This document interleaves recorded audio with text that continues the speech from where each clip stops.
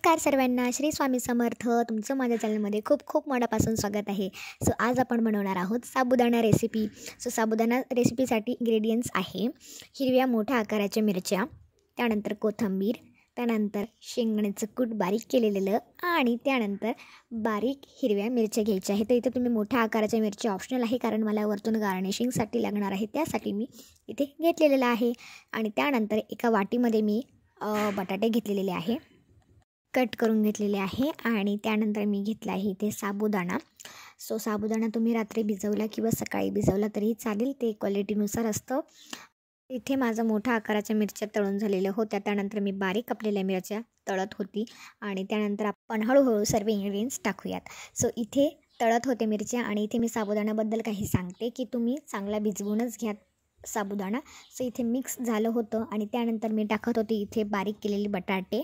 ह्याच स्टेजला मला बटाटे टाकायचे आहेत. आणि जर तुम्हाला इंग्रेडियंट्स हवे असतील की साबुदाण्यामध्ये टोटल काय काय टाकलेले आहेत, सो तुम्ही डिस्क्रिप्शन बॉक्स चेक करू शकता आणि बाकीचे आम्ही सोशल मीडियाचे लिंक्स पण टाकलेले आहे, सो तुम्ही तेही चेक करू शकता. सो इथे मी मीठ टाकलं आहे 1 चमचा, चवीनुसार टाका तुम्ही. आणि त्यानंतर आपण याला परत मिक्स करून घेऊया मीठ टाकल्यानंतर. आणि त्यानंतर आपण झाकण ठेवून घेऊयात 5 मिनटासाठी. आणि 5 मिनटं झाल्यानंतर परत उघडून आपल्याला अशा पद्धतीने मिक्स करून घ्यायचे आहे. आणि त्यानंतर इथे आपण आता टाकणार आहोत मेन इन्ग्रेडियंट म्हणजेच की साबुदाणा. सो आपल्या ह्या स्टेजला आपल्याला साबुदाणा टाकायचा आहे. सो आपल्याला पूर्णपणे साबुदाणा टाकल्यानंतर मिक्स करायचं आहे अशा पद्धतीने. तर मग जर तुम्हाला आमचे व्हिडिओज आवडत असतील तर नक्की लाईक, शेअर, सबस्क्राईब करायला विसरू नका आणि कमेंटमध्ये सांगा की कशी झाली रेसिपी. सो आता आपण टाकणार आहोत शेंगदाण्याचं कूट. शेंगदाण्याचं कूट टाकल्यानंतर आपल्याला कोथिंबीर पण टाकायची आहे.